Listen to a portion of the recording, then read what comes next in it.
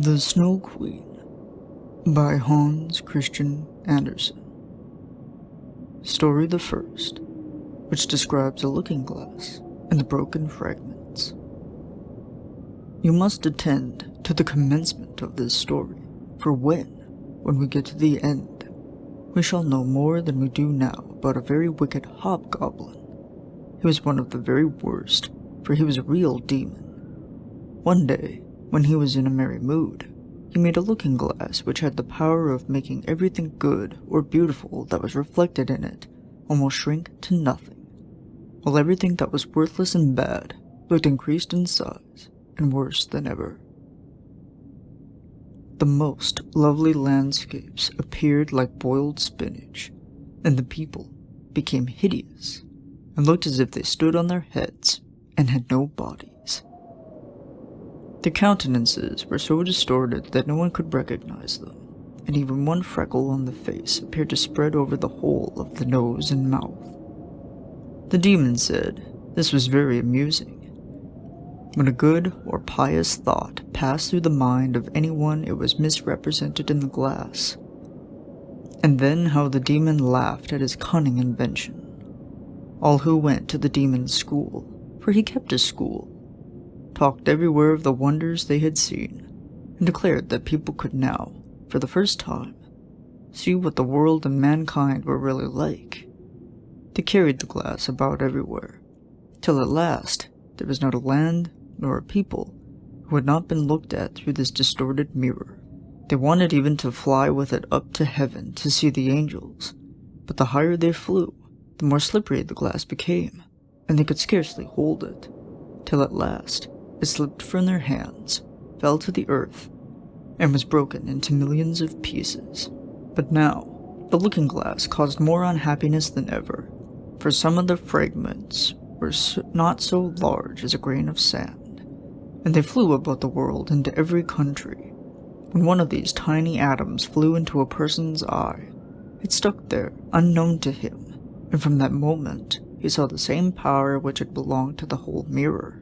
Some few persons even got a fragment of the looking glass in their hearts, and this was very terrible, for their hearts became cold like a lump of ice. A few of the pieces were so large that they could be used as window panes. It would have been a sad thing to look at our friends through them. Other pieces were made into spectacles.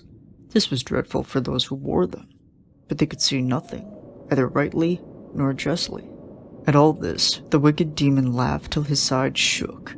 It tickled him so to see the mischief he had done. There were still a number of these little fragments of glass floating about in the air, and now you shall hear what happened with one of them.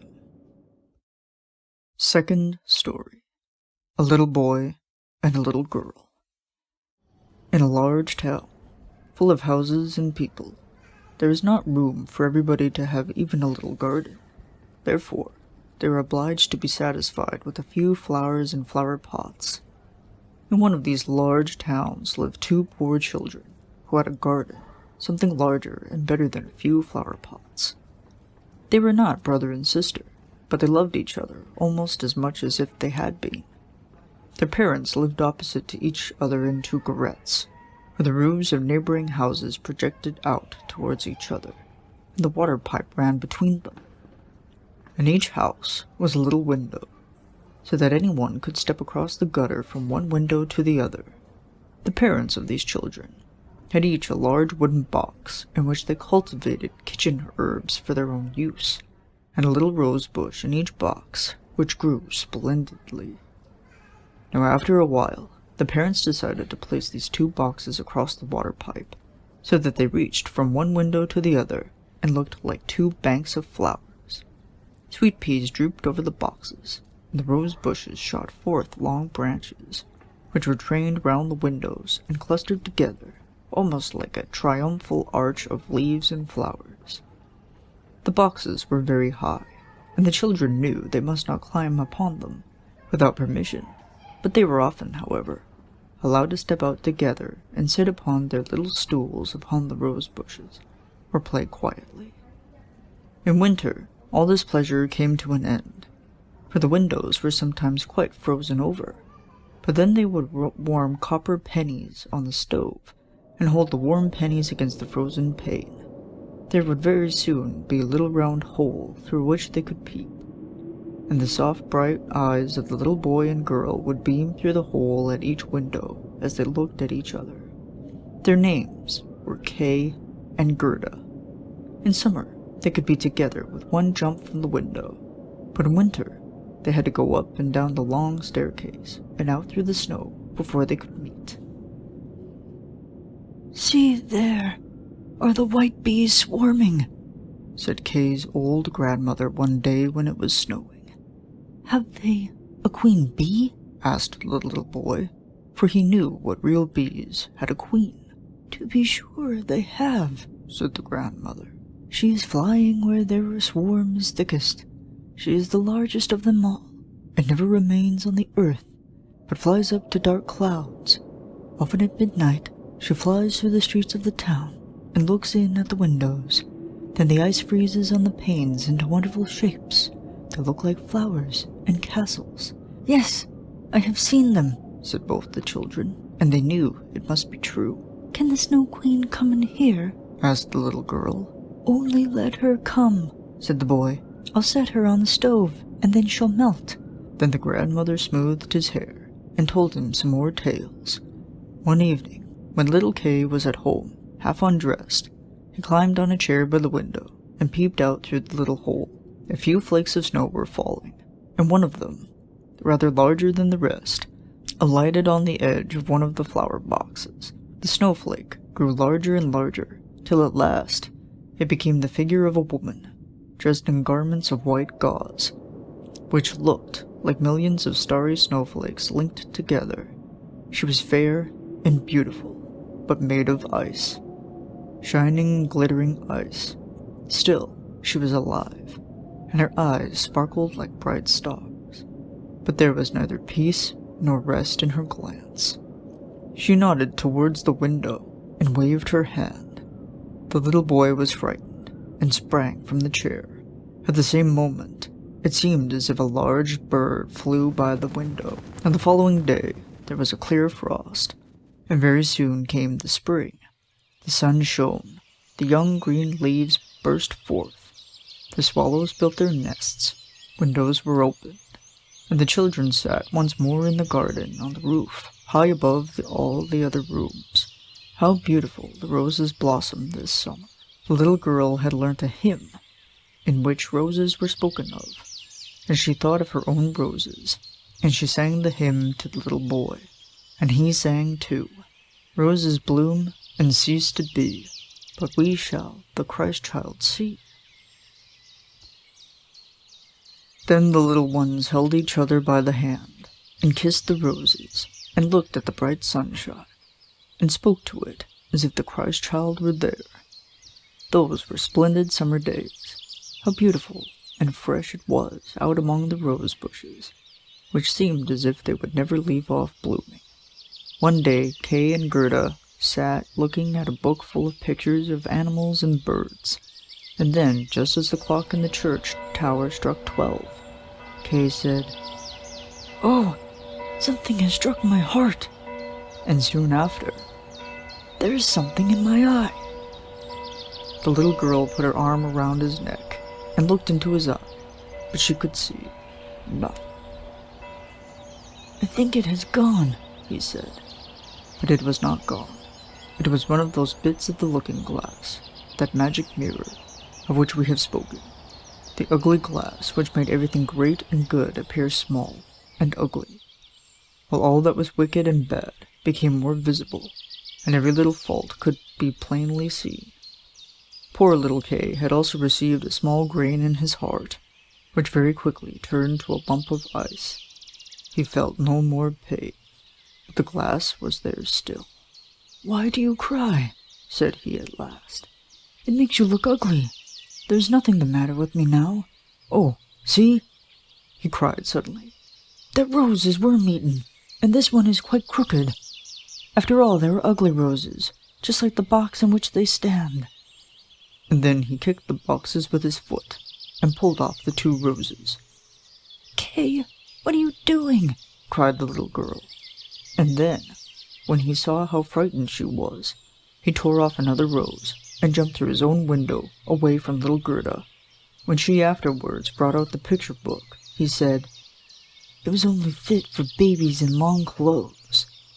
And when grandmother told any stories, he would interrupt her with, "But," or when he could manage, he would get behind her chair, put on a pair of spectacles, and imitate her very cleverly to make people laugh. By and by he began to mimic the speech and gait of persons in the street. All that was peculiar or disagreeable in a person he would imitate directly, and people said, "That boy will be very clever. He has a remarkable genius." But it was the piece of glass in his eye and the coldness in his heart that made him act like this. He would even tease little Gerda, who loved him with all her heart. His games, too, were quite different, but they were not so childish. One winter's day, when it snowed, he brought out a burning glass. Then he held out the tail of his blue coat and let the snowflakes fall upon it.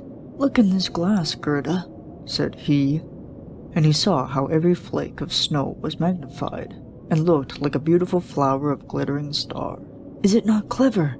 said Kay, "and much more interesting than looking at real flowers. There is not a single fault in it, and the snowflakes were quite perfect till they begin to melt." Soon after, Kay made his appearance in large thick gloves, and with his sledge at his back, he called upstairs to Gerda, "I've got to leave to go to the great square, where the other boys play, and ride." And away he went. In the great square, the boldest among the boys would often tie their sledges to the country people's carts and go with them in a good way. This was capital, but while they were all amusing themselves, and Kay with them, a great sledge came by. It was painted white, and it sat someone wrapped in a rough white fur and wearing a white cap. The sledge drove twice round the square, and Kay fastened his own little sledge to it, so that when it went away, he followed with it. It went faster and faster right through the next street, and then the person who drove turned round and nodded pleasantly to Kay, just as if he were acquainted with each other. But whenever Kay wished to loosen his little sledge, the driver nodded again. So Kay sat still, and they drove out through the town gate. Then the snow began to fall so heavily that the little boy could not see a hand's breadth before him. But they still drove on.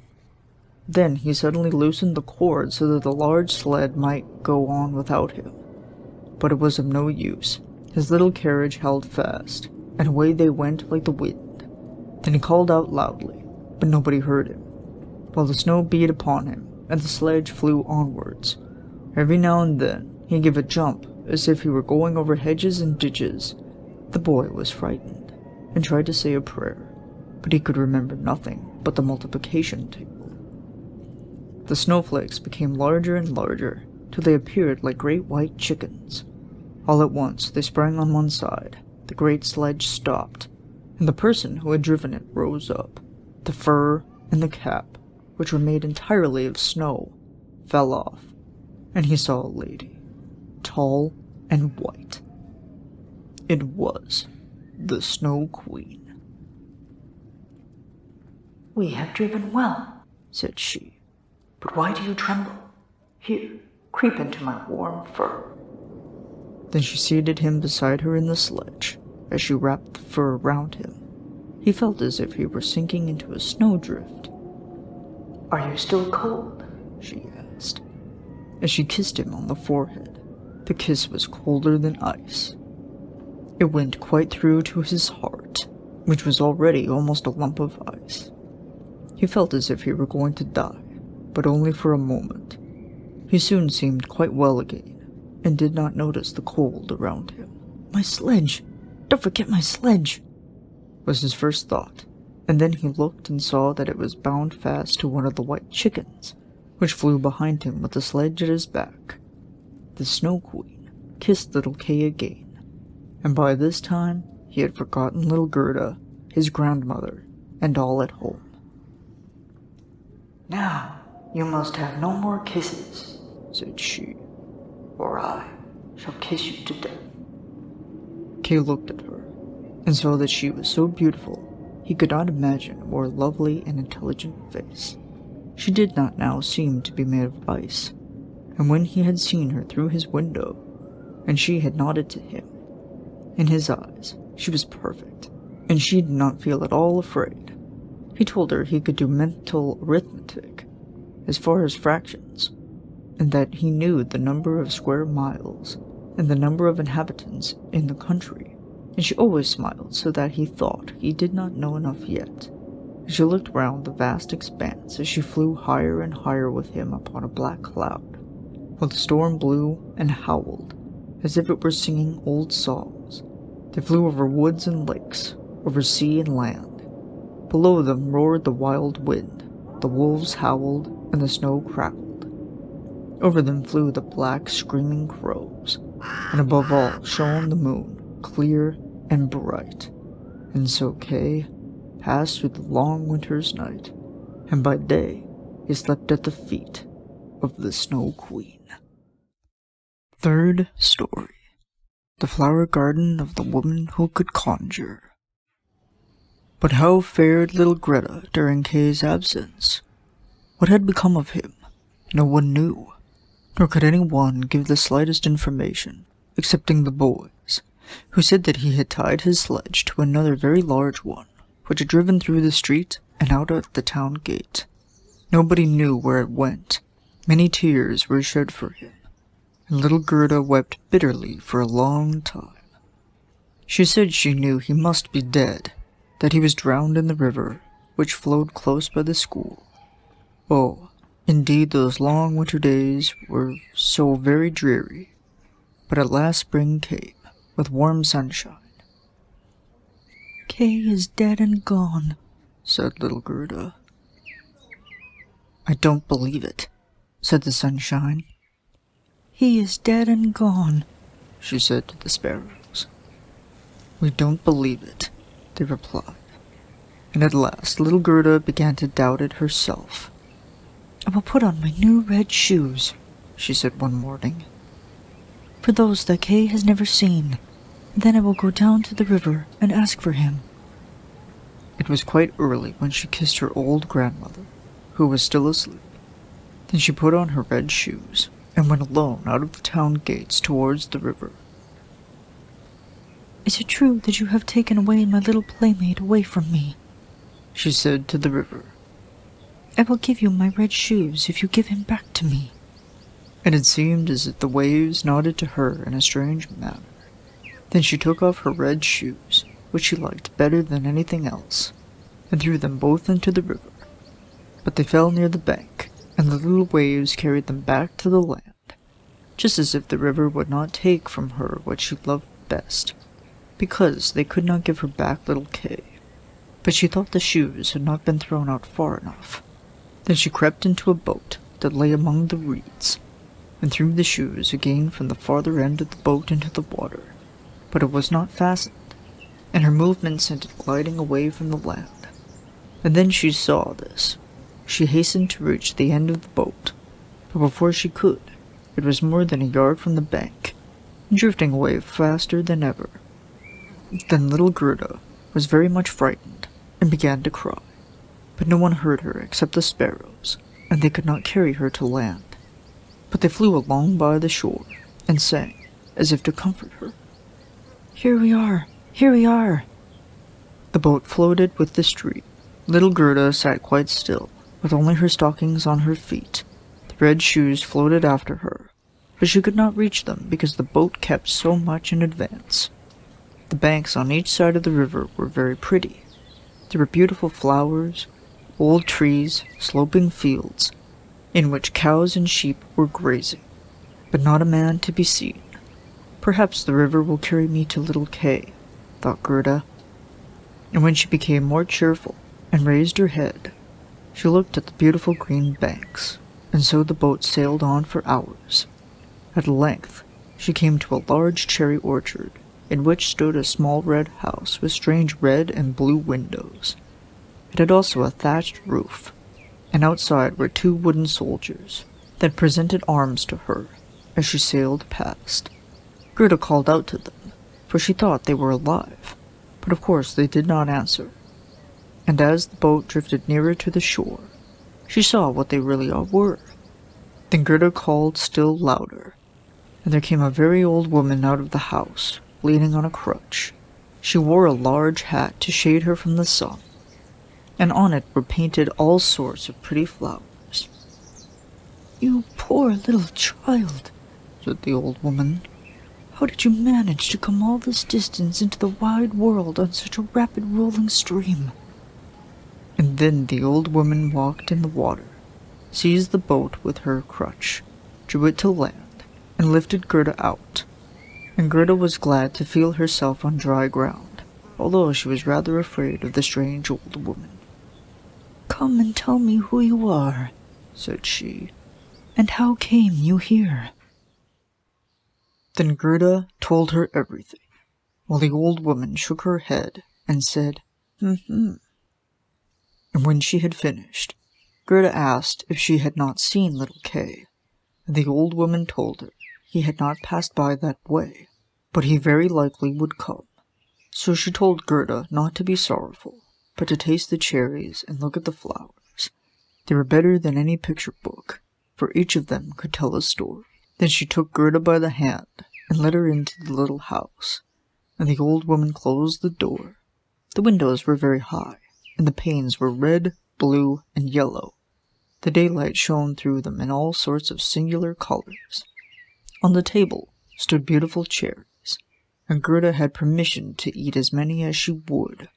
While she was eating them, the old woman combed out her long flaxen ringlets with a golden comb, and the glossy curls hung down on each side of her little round pleasant face, which looked fresh and blooming as a rose. "I have long been wishing for a dear little maiden like you," said the old woman, "and now you must stay with me and see how happily we shall live together." And while she went on combing little Gerda's hair, she thought less and less about her adopted brother Kay, for the old woman could conjure.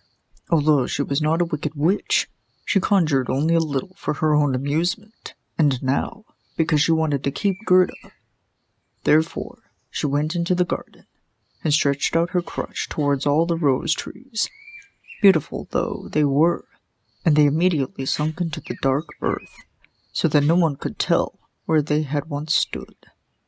The old woman was afraid that if little Gerda saw roses, she would think of those at home, and then remember little Kay, and run away. Then she took Gerda into the flower garden. How fragrant and beautiful it was! Every flower that could be thought of, for every season of the year, was here in full bloom. No picture book could have had more beautiful colors. Gerda jumped for joy, and played till the sun went down behind the tall cherry trees. And then she slept in an elegant bed with red silk pillows, embroidered with colored violets, and then she dreamed as pleasantly as a queen on her wedding day. The next day, and for many days after, Gerda played with the flowers in the warm sunshine. She knew every flower, and yet, although there were so many of them, it seemed as if one were missing. But which it was, she could not tell. One day, however, as she sat looking at the old woman's hat with the painted flowers on it, she saw that the prettiest of them was a rose. The old woman had forgotten to take it from her hat when she made all the roses sink into the earth, but it is difficult to keep the thoughts together in everything. One little mistake upsets all our arrangements. "What? Are there no roses here?" cried Gerda, and she ran out into the garden, and examined all the beds, and searched and searched. There was not one to be found. And then she sat down and wept, and her tears fell just on the place where one of the rose trees had sunk down.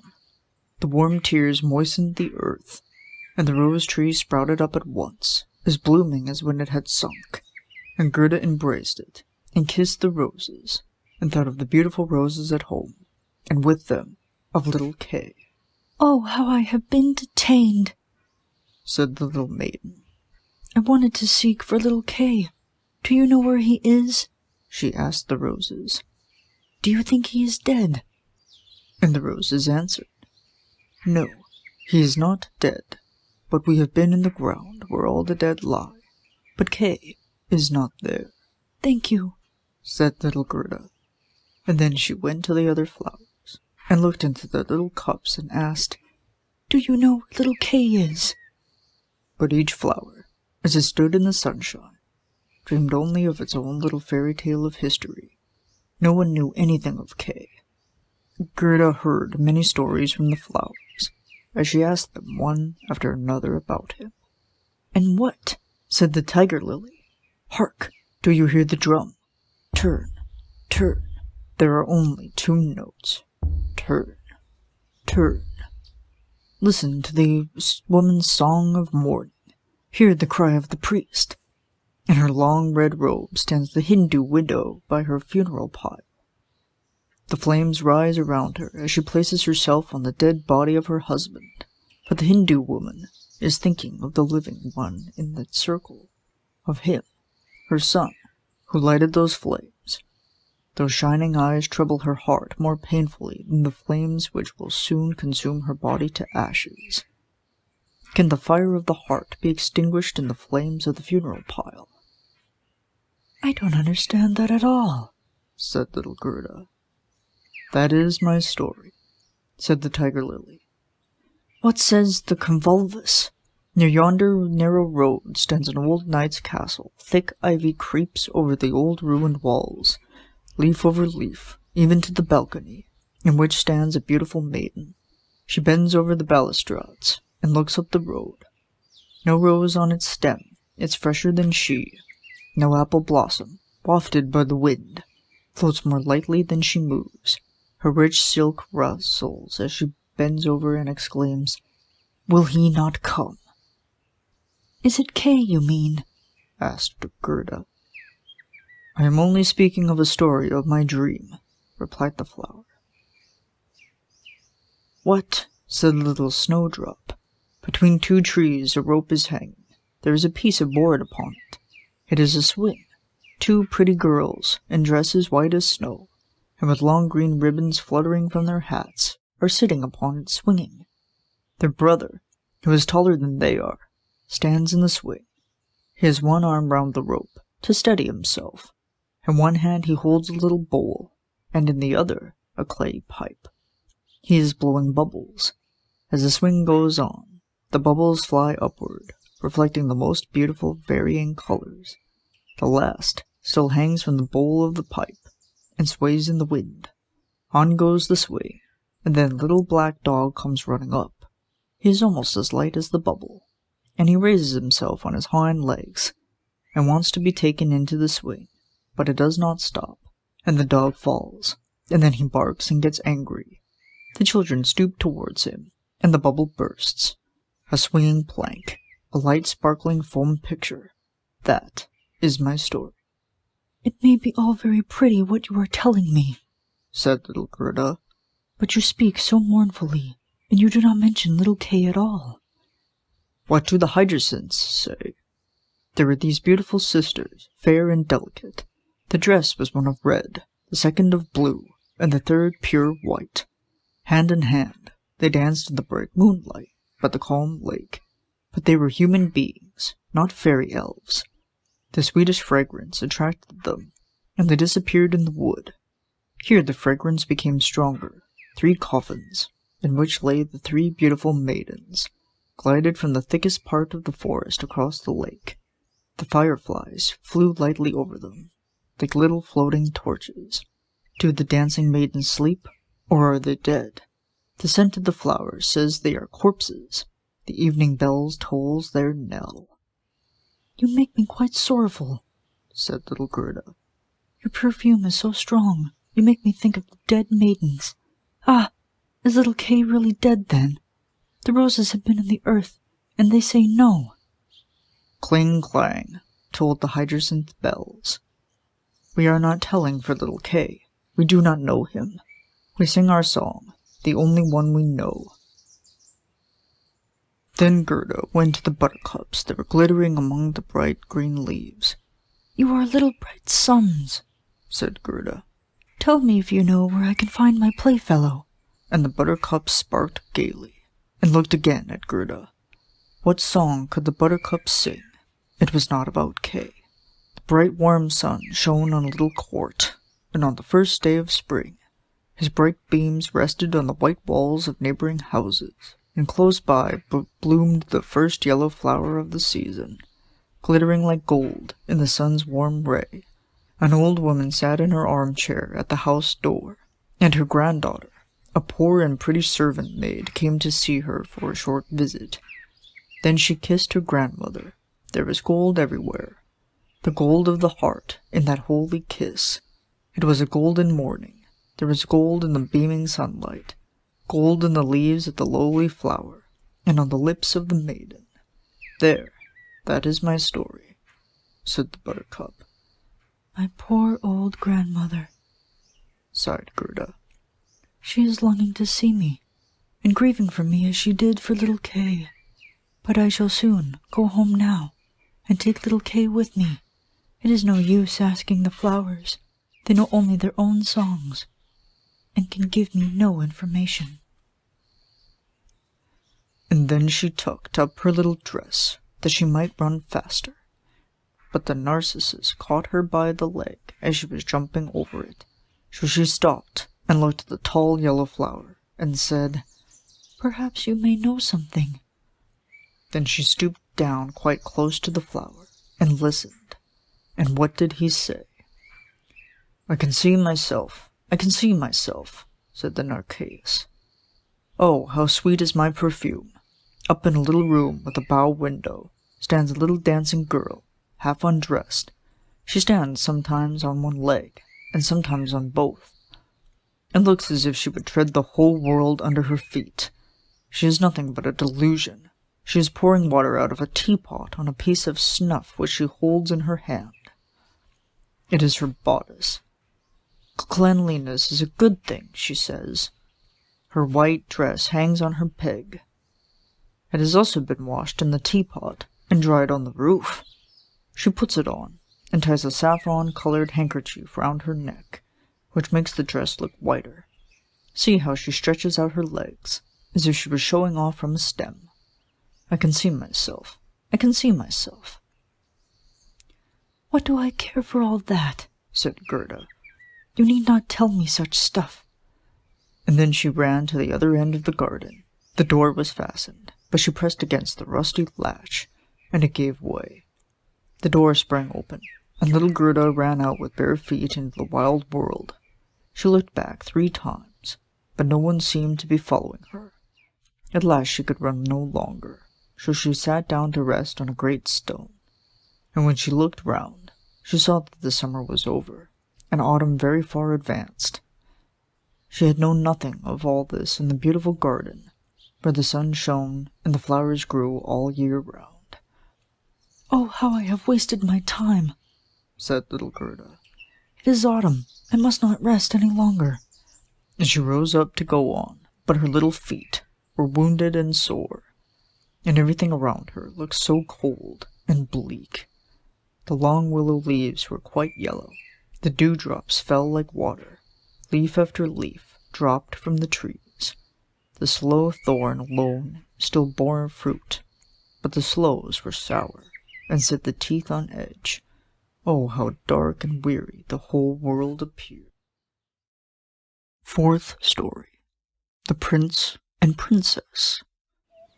Gerda was obliged to rest again, and just opposite the place where she sat, she saw a great crow come hopping across the stove toward her. He stood looking at her for some time, and then he wagged his head and said, Caw, caw, good day, good day. He pronounced the words as plainly as he could, because he meant to be kind to the little girl, and then he asked her where she was going all alone in the wide world. The word alone Gerda understood very well, and she knew how much it expressed. So then she told the crow the story of her life and adventures, and asked him if he had seen little Kay. The crow nodded his head very gravely, and said, Perhaps I have. It may be. No, do you think you have? Cried little Gerda, and she kissed the crow, and hugged him almost to death with joy. Gently, said the crow. I believe I know. I think it may be little Kay. but he has certainly forgotten you by this time for the princess." "Does he live with a princess?" asked Gerda. "Yes, listen," replied the crow. "But it is so difficult to speak your language. If you understand the crow's language, then I can explain it better. Do you?" "No, I have never learned it," said Gerda. "but my grandmother understands it, and she used to speak it to me. I wish I had learned it." "It does not matter," answered the crow. "I will explain as well as I can, although it will be very badly done." And he told her all he had heard. "In this kingdom where we are now," said he, "there lives a princess who is so wonderfully clever that she has read all the newspapers in the world and forgotten them too, although she is so clever. A short time ago, as she was sitting on her throne, which people say is not such an agreeable seat as is often supposed, she began to sing a song which commences in these words: 'Why should I not be married? Why not indeed?' said she, and so she determined to marry, as she could find a husband who knew what to say when he was spoken to, and not one who could only look grand, for that was so tiresome. Then she assembled all her court ladies together at the beat of the drum, and when they heard of her intentions, they were very much pleased. 'We are so glad to hear it,' said they. 'We were talking about it ourselves the other day.' 'You may believe that every word I tell you is true,' said the crow, 'for I have a tame sweetheart who goes freely about the palace, and she told me all this.' Of course, his sweetheart was a crow, for birds of a feather flock together, and one crow always chooses another crow. Newspapers were published immediately, with a border of hearts, and the initials of the princess were among them. They gave notice that every young man who was handsome was free to visit the castle and speak with the princess, and those who could reply loud enough to be heard when spoken to were to make themselves quite at home at the palace. But the one who spoke best would be chosen as a husband for the princess. Yes, yes, you may believe me. It is all as true as I sit here," said the crow. "The people came in crowds. There was a great deal of crushing and running about, for no one succeeded either on the first or the second day. They could speak very well while they were outside in the streets, but when they entered the palace gates and saw the guards in silver uniforms, and the footmen in their golden livery on the staircase, and the great halls lighted up, they became quite confused. And when they stood before the throne on which the princess sat, they could do nothing but repeat the last words she had said, and she had no particular wish to hear her own words over again. It was just as if they had taken something to make them sleepy while they were in the palace, for they did not recover themselves nor speak till they got back again into the street. There was quite a long line of them reaching from the town gate to the palace. I went myself to see them," said the crow. "They were hungry and thirsty, for at the palace they did not even get a glass of water. Some of the wisest had taken a few slices of bread and butter with them, but they did not share it with their neighbors. They thought if they went in to the princess looking hungry, there would be a better chance for themselves." "But Kay, tell me about little Kay," said Gerda. "Was he amongst the crowd?" "Stop a bit. We are just coming to him. It was on the third day. There came marching cheerfully along the palace a little personage, without horses or carriage, his eyes sparkling like yours. He had beautiful long hair, but his clothes were very poor." "That was Kay," said Gerda joyfully. "Oh, then I have found him," and she clapped her hands. "He had a little knapsack on his back," added the crow. "No, it must have been his sledge," said Gerda. "for he went away with it." "It may have been so," said the crow, "but I did not look at it very closely. But I know from my tame sweetheart that he passed through the palace gates, saw the guards in their silver uniform, and the servants with their liveries of gold on the stairs. But he was not in the least embarrassed. It must have been very tiresome to stand on the stairs, he said. I prefer to go in. The rooms were blazing with light. Counselors and ambassadors walked about with bare feet, carrying golden vessels. It was enough to make anyone feel serious. His boots creaked loudly as he walked, and yet he was not at all uneasy. "It must be Kay," said Gerda. "I know he has new boots on. I have heard them creak in my grandmother's room." They really did creak, said the crow. Yet he went boldly up to the princess herself, who was sitting on a pearl as large as a spinning wheel, and all the ladies of the court were present with their maids, and all the cavaliers with their servants, and each of the maids had another maid to wait upon her. The cavaliers' servants had their own servants, as well as a page each. They all stood in circles round the princess, and the nearer they stood to the door, the prouder they looked. The servants' pages, who always wore slippers, could hardly be looked at. They held themselves up so proudly by the door. "It must be quite awful," said little Gerda. "But did Kay win the princess?"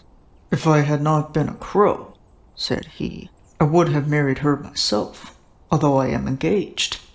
He spoke just as well as I do, and when I speak the crow's language, so I heard from my tame sweetheart. He was quite free and agreeable, and said that he had not come to woo the princess, but to hear her wisdom, and he was as pleased with her as she was with him. "Oh, certainly that was Kay," said Gerda. "He was so clever. He could work mental arithmetic and fractions. Oh, will you take me to the palace?" It is very easy to ask that, replied the crow. But how are we to manage it? However, I will speak about it to my tame sweetheart, and ask her advice, for I must tell you, it will be very difficult to gain permission for a little girl like you to enter the palace. "Oh, yes, but I shall gain permission easily," said Gerda. "For when Kay hears that I am here, he will come out and fetch me immediately." Wait for me here by the palings, said the crow, wagging his head as he flew away. It was late in the evening before the crow returned. Caw, caw, he said. She sends you greeting, and here is a little roll which she took from the kitchen for you. There is plenty of bread there, and she thinks you must be hungry.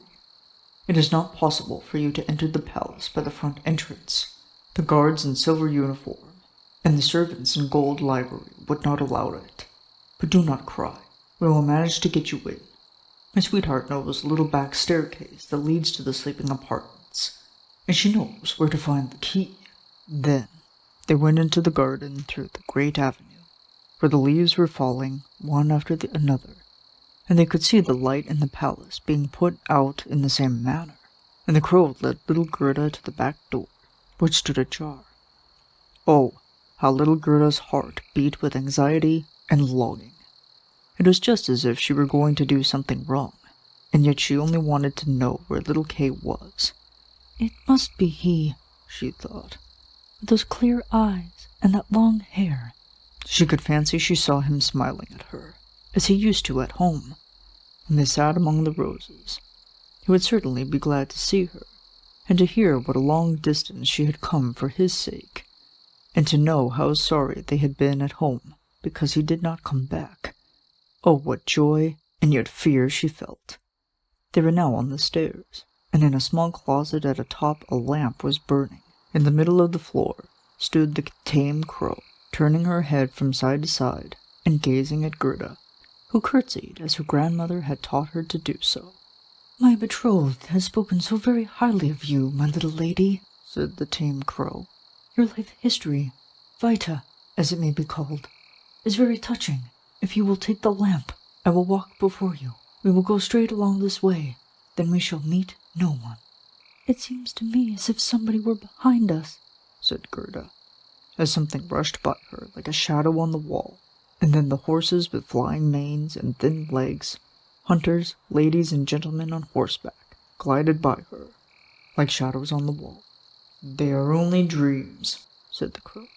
They are coming to fetch the thoughts of the great people out hunting. All the better, for we shall be able to look at them with their beds more safely. I hope that when you rise to honor and favor, you will show a grateful heart. You may be quite sure of that, said the crow from the forest. They now came into the first hall, the walls of which were hung with rose-colored satin, embroidered with artificial flowers. Here the dreams again flitted by them, but so quickly that Gerda could not distinguish the royal persons. Each hall appeared more splendid than the last. It was enough to bewilder anyone. At length they reached a bedroom. The ceiling was like a great palm tree, with glass leaves of the most costly crystal, and over the center of the floor 2 beds, each resembling a lily, hung from a stem of gold. One in which the princess lay was white, the other was red, and in this Gerda had not seek for little Kay. She pushed one of the red leaves aside, and saw a little brown neck. Oh, that must be Kay. She called his name out quite loud, and held the lamp over him. The dreams rushed back into the room on horseback. He woke, and turned his head around. It was not little Kay. The prince was only like him in the neck. Still, he was young and pretty. Then the princess peeped out of her little white lily bed, and asked what was the matter. Then little Gerda wept and told her story, and all that the crows had done to help her. You poor child, said the prince and princess. Then they praised the crows, and said they were not angry for what they had done, but that it must not happen again, and this time they should be rewarded. Would you like to have your freedom? Asked the princess. Or would you prefer to be raised to the position of court crows, with all that is left in the kitchen for yourselves? Then the crows bowed, and begged to have a fixed appointment, for they thought of their old age, and said it would be so comfortable to feel they had provision for their old days, as they called it. And then the prince got out of his bed, and gave it up to Gerda. He could do no more, and she lay down.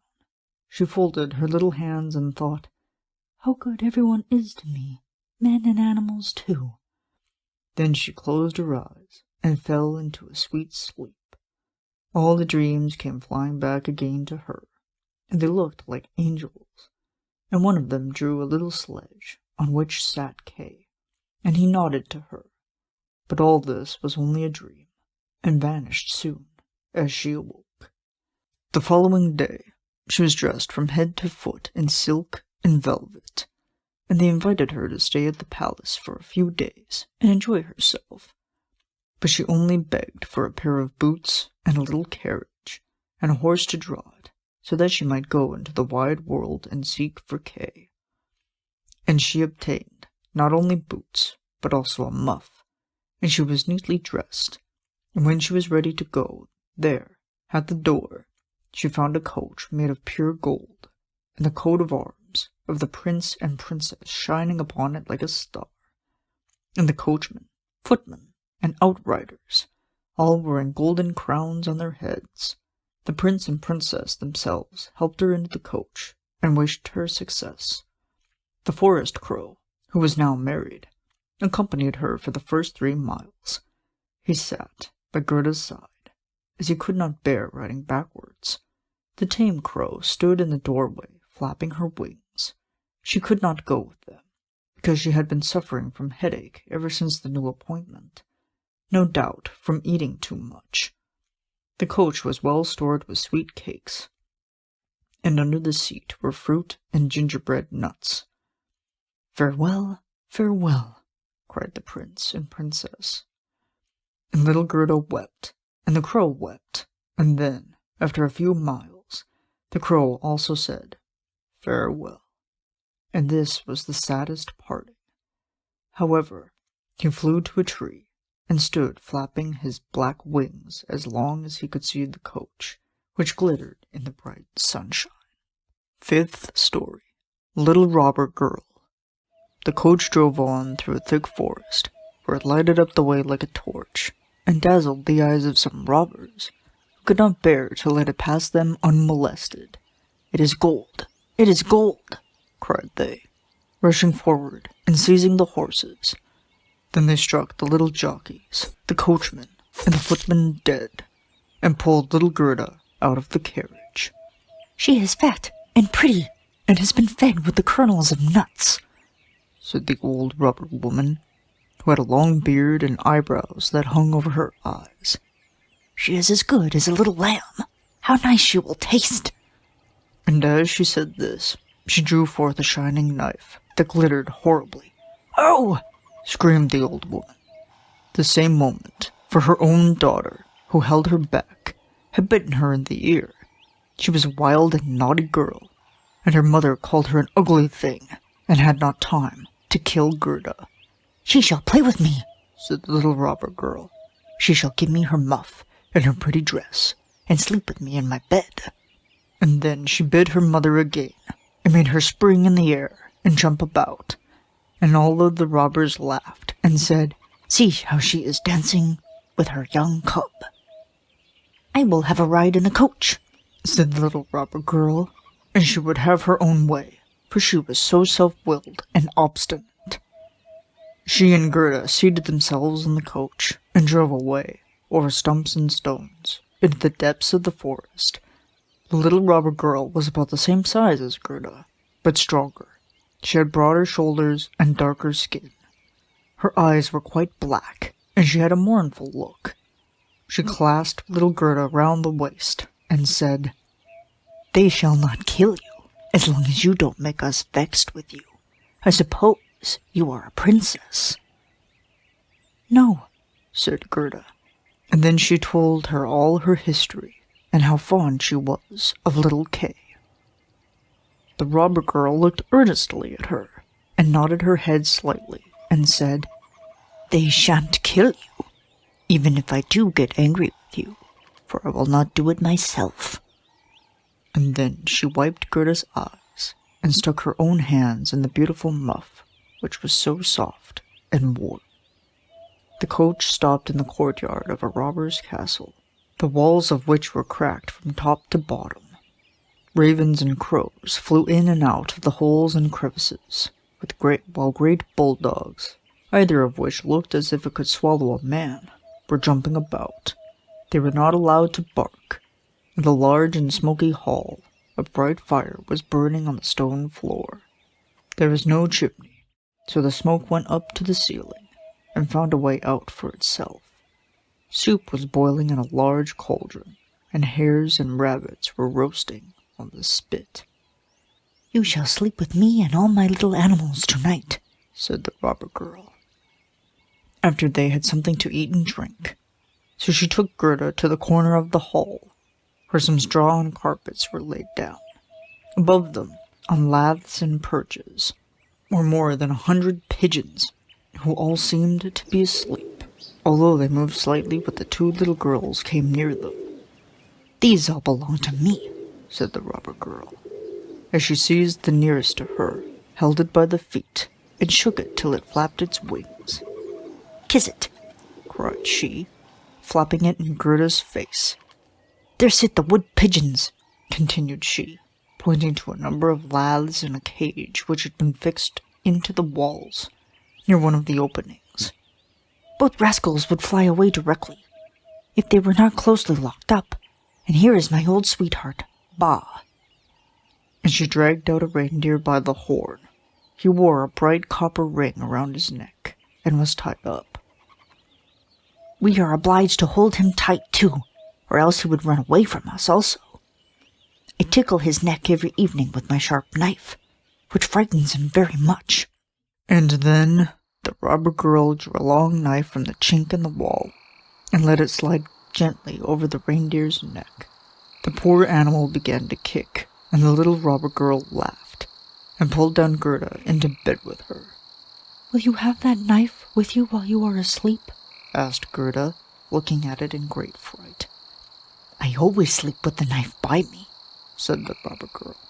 "No one knows what may happen.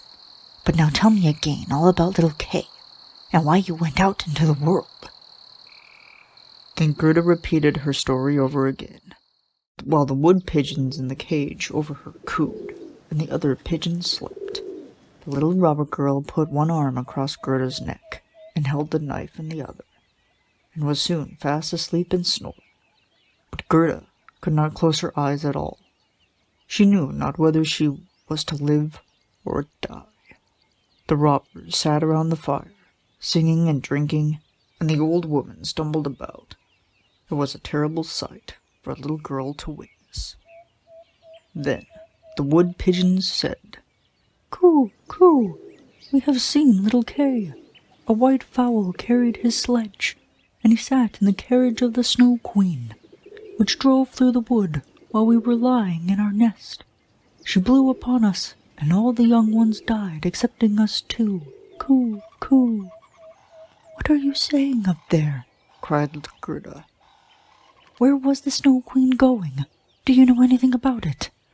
"She was most likely traveling to Lapland, where there is always snow and ice. Ask the reindeer that is fastened up with a rope." "Yes, there is always snow and ice," said the reindeer. "And it is a glorious place. You can leap and run about freely on the sparkling ice plains. The Snow Queen had her summer tent there, but her strong castle is at the North Pole, on an island called Spitzbergen."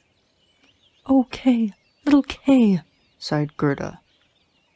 "Lie still," said the robber girl, "or I shall run my knife into your body." In the morning, Gerda told her all that the wood pigeons had said, and the little robber girl looked quite serious, and nodded her head, and said, "That is all talk. That is all talk. Do you know where Lapland is?" she asked the reindeer. "Who should know better than I do?" said the animal, while his eyes sparkled. "I was born and brought up there, and used to run about the snow-covered plains." "Now listen," said the robber girl. "All our men are gone away. Only Mother is here, and here she will stay. But at noon she always drinks out of a great bottle, and afterwards sleeps for a little while. And then I'll do something for you." Then she jumped out of bed, clasped her mother round the neck, and pulled her by the beard, crying, "My own little nanny goat, good morning." Then her mother flipped her nose till it was quite red, yet she did it all for love. When the mother had drunk out of her bottle and was gone to sleep, the little robber maiden went to the reindeer and said, "I should like very much to tickle your neck a few times more with my knife, for it makes you look so funny. But never mind, I will untie your cord and set you free, so that you may run away to Lapland. But you must make good use of your legs, and carry this little maiden to the castle of the Snow Queen, where her playfellow is. You have heard what she has told me, for she spoke loud enough, and you were listening." Then the reindeer jumped for joy, and the little robber girl lifted Gerda onto his back, and had the forethought to tie her on, and even to give her her own little cushion to sit on. "Here are your boots for you," said she, "for it will be very cold, but I must keep the muff, it is so pretty. However, you shall not be frozen for the want of it. Here are my mother's large warm mittens. They will reach up to your elbows. Let me put them on. There, now your hands look just like my mother's." But Gerda wept for joy. "I don't like to see you fret," said the little robber girl. "You ought to look quite happy now, and here are 2 loaves and a ham, so that you need not starve." These were fastened on the reindeer, and then the little robber maiden opened the door, coaxed in all the great dogs, and then cut the string with which the reindeer was fastened, with her sharp knife, and said, "Now run, but mind you take good care of the little girl." And then Gerda stretched out her hand, with the great mittens on it, towards the little robber girl, and said, "Farewell." And away flew the reindeer, over stumps and stones, through the great forest, over marshes and plains, as quickly as he could. The wolves howled, and the ravens screamed, while up in the sky quivered red lights like flames of fire. "There are my old northern lights," said the reindeer. "See how they flash." And he ran on day and night, still faster and faster. But the loaves and the ham were all eaten by the time they reached Lapland. 6th story. The Lapland Woman and the Finland Woman. They stopped at a little hut. It was very mean looking. The roof sloped nearly down to the ground, and the door was so low that the family had to creep in on their hands and knees when they went in and out. There was no one at home but an old Lapland woman, who was cooking fish by the light of a trailing oil lamp. The reindeer told her all about Gerda's story, and after having first told his own, which seemed to him the most important, but Gerda was so pinched with the cold that she could not speak. "Oh, you poor things," said the Lapland woman. "You have a long way to go yet. You must travel more than 100 miles farther, to Finland. The Snow Queen lives there now, and she burns Bengal lights every evening. I will write a few words on a dried stock fish, for I have no paper, and you can take it from me to the Finland woman who lives there. She can give you better information than I can." So when Gerda was warmed and had taken something to eat and drink, the woman wrote a few words on the dried fish and told Gerda to take great care of it. Then she tied her again on the reindeer, and he set off at full speed. Flash, flash, went the beautiful blue northern lights in the air, and the whole night long, and at length they reached Finland, and knocked at the chimney of the Finland woman's hut, for it had no door above the ground. They crept in, but it was so terribly hot inside that the woman wore scarcely any clothes. She was small and very dirty looking. She loosened little Gerda's dress and took off the fur boots and the mittens, where Gerda would have been unable to bear the heat, and then she placed a piece of ice on the reindeer's head and read what was written on the dried fish. After she had read it 3 times, she knew it by heart, so she popped the fish into the soup saucepan, and she knew it was good to eat, and she never wasted anything. The reindeer told his own story first, and then little Gerda's. Then the Finlander twinkled with her clever eyes, but she said nothing. "You are so clever," said the reindeer. "I know you can tie all the winds of the world with a piece of twine. If a sailor unties one knot, he has a fair wind. When he unties the second, it blows hard. But if the third and fourth are loosened, then comes a storm, which will root up the whole forests. Cannot you give this little maiden something which will make her as strong as 12 men to overcome the Snow Queen?" "The power of 12 men," said the Finland woman. "That would be of very little use." But she went to a shelf and took down and unrolled a large skin, on which were inscribed wonderful characters, and she read till the perspiration ran down from her forehead. But the reindeer begged so hard for little Gerda, and Gerda looked at the Finland woman with such beseeching, tearful eyes, that her own eyes began to twinkle again.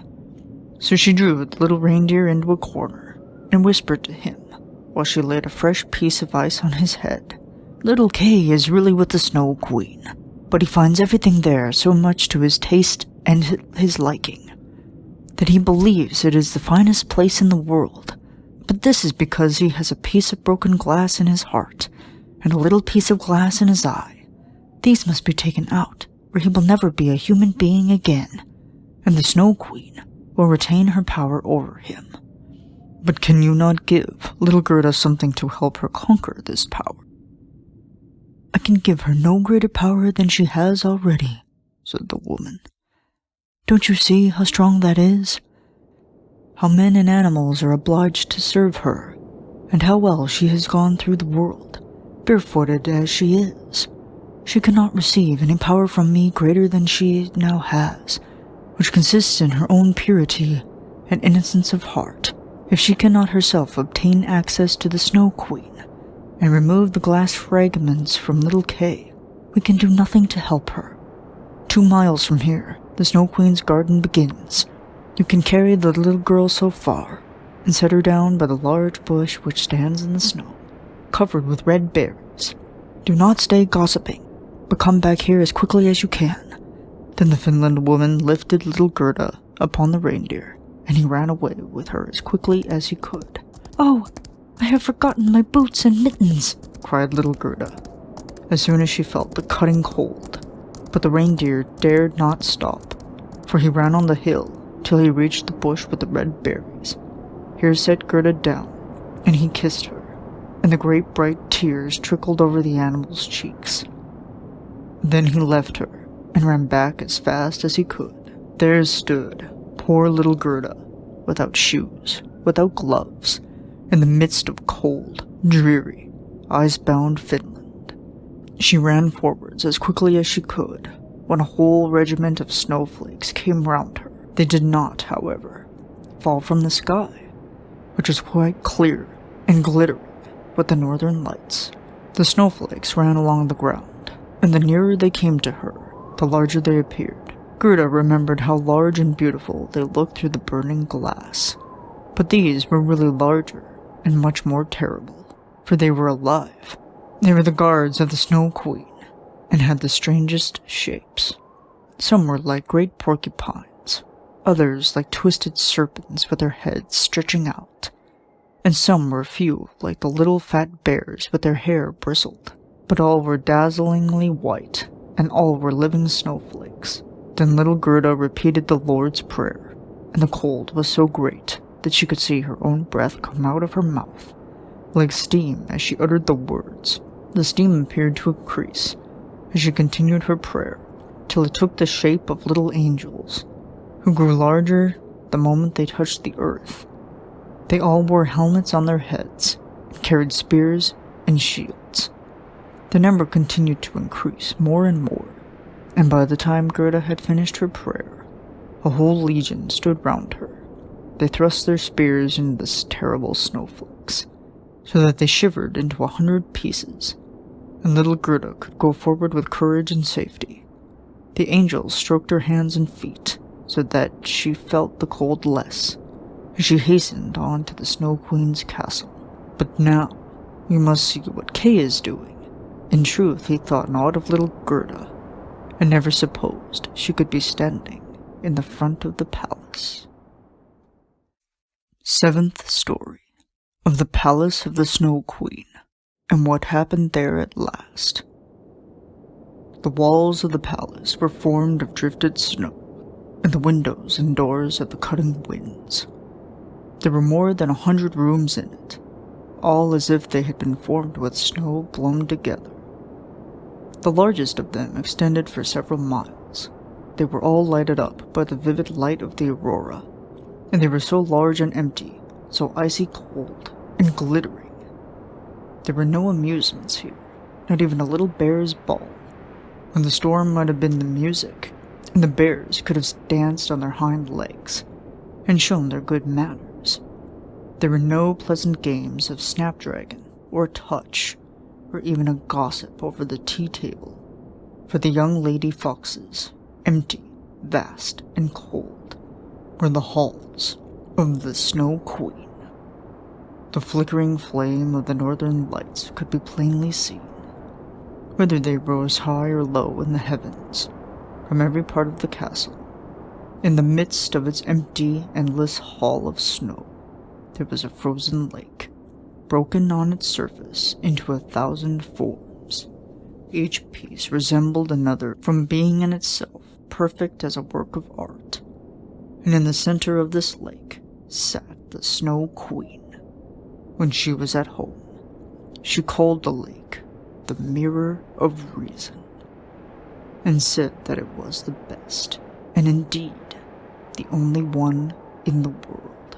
Little Kay was quite blue with cold, indeed almost black, but he did not feel it, for the Snow Queen had kissed away the icy shiverings, and his heart was already a lump of ice. He dragged some sharp, flat pieces of ice to and fro, and placed them together in all kinds of positions, as if he wished to make something out of them, just as we try to form various figures with little tablets of wood, which we call a Chinese puzzle. Kay's fingers were very artistic. It was the icy game of reason at which he played, and in his eyes the figures were very remarkable, and of the highest importance. This opinion was owing to form. Although he wished it very much, it was the word eternity. The Snow Queen had said to him, "When you can find out this, you shall be your own master, and I will give you the whole world and a new pair of skates. But he could not accomplish it.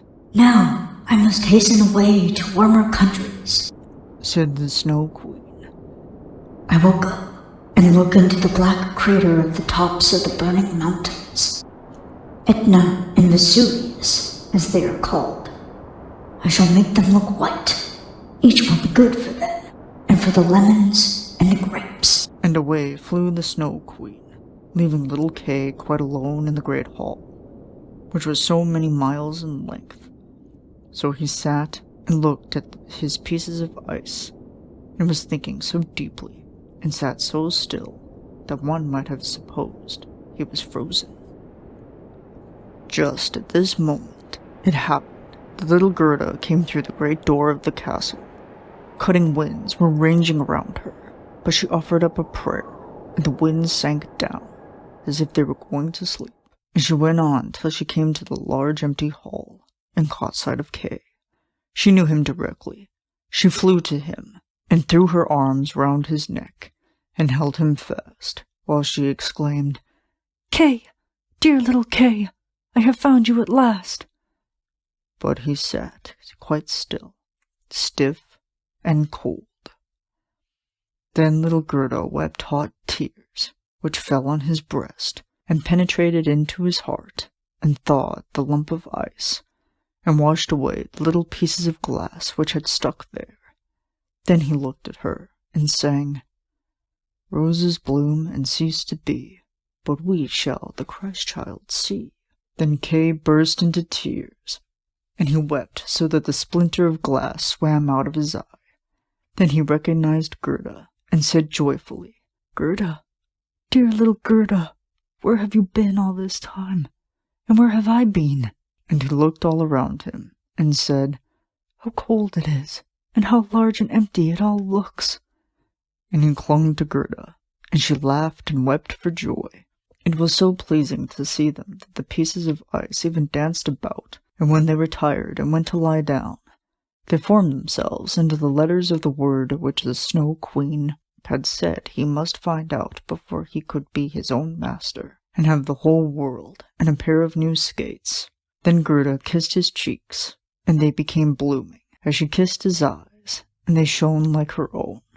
She kissed his hands and his feet, and then he became quite healthy and cheerful. The Snow Queen might come home now when she pleased, for there stood his certainty of freedom, and the word she wanted, written in shining letters of ice. Then they took each other by the hand, and went forward from the great palace of ice. They spoke of the grandmother and the roses on the roof. As they went on, the winds were at rest, and the sun burst forth. When they arrived at the bush with red berries, there stood the reindeer, waiting for them. And he had brought another young reindeer with him, whose udders were full, and the children drank her warm milk and kissed her on the mouth. Then they carried Kay and Gerda first to the Finland woman, where they warmed themselves thoroughly in the hot room, as she gave them directions about their journey home. Next, they went to the Lapland woman, who had made some new clothes for them, and put their sleighs in order. Both the reindeer ran by their side, and followed them as far as the boundaries of the country, where the first green leaves were budding. And here they took leave of the two reindeer and the Lapland woman, and all said farewell. Then the birds began to twitter, and the forest too was full of green young leaves, and out of it came a beautiful horse, which Gerda remembered, for it was one which had drawn the golden coach. A young girl was riding upon it, with a shining red cap on her head, and pistols in her belt. It was the little robber maiden, who had got tired of staying at home. She was going first to the north, and if that did not suit her, she meant to try some other part of the world. She knew Gerda directly, and Gerda remembered her. It was a joyful meeting. You are a fine fellow to go gadding about in this way, said she to little Kay. I should like to know whether you deserve that any one should go to the end of the world to find you. But Gerda patted her cheeks, and asked after the prince and princess. They are gone to foreign countries, said the robber girl. And the crow? asked Gerda. "The crow is dead," she replied. "His tame sweetheart is now a widow, and wears a bit of black worsened round her leg. She mourns very pitifully, but it is all stuff. But now, tell me how you managed to get him back." Then Gerda and Kay told her all about it. "Snip, snap, snare. It's all right at last," said the robber girl. Then she took both their hands and promised that if she should pass through the town, she would call and pay them a visit. And then she rode away into the wide world. But Gerda and Kay went hand in hand towards home. And as they advanced, spring appeared more lovely, with green verdure and its beautiful flowers. Very soon they recognized the large town where they lived, and the tall steeples of the churches, in which the sweet bells were ringing a merry peal as they entered it, and found their way to their grandmother's door. They went upstairs, into the little room, where it all looked just as it used to do. The old clock was going tick, tick, and the hands pointed to the time of day. But as they passed through the door into the room, they perceived that they were both grown up, and had become a man and woman. The roses out on the roof were full in bloom, and peeped in at the window, and there stood the little chairs on which they had sat when children, and Kay and Gerda seated themselves each on their own chair, and held each other by the hand, while the cold, empty grandeur of the Snow Queen's palace vanished from their memories like a painful dream. The grandmother sat in God's bright sunshine, and she read aloud from the Bible, "Exert ye become as little children, yet shall in no wise enter into the kingdom of God." And Kay and Gerda looked into each other's eyes, and all at once understood the words of the old song, "Roses bloom and cease to be, but we shall the Christ-child see."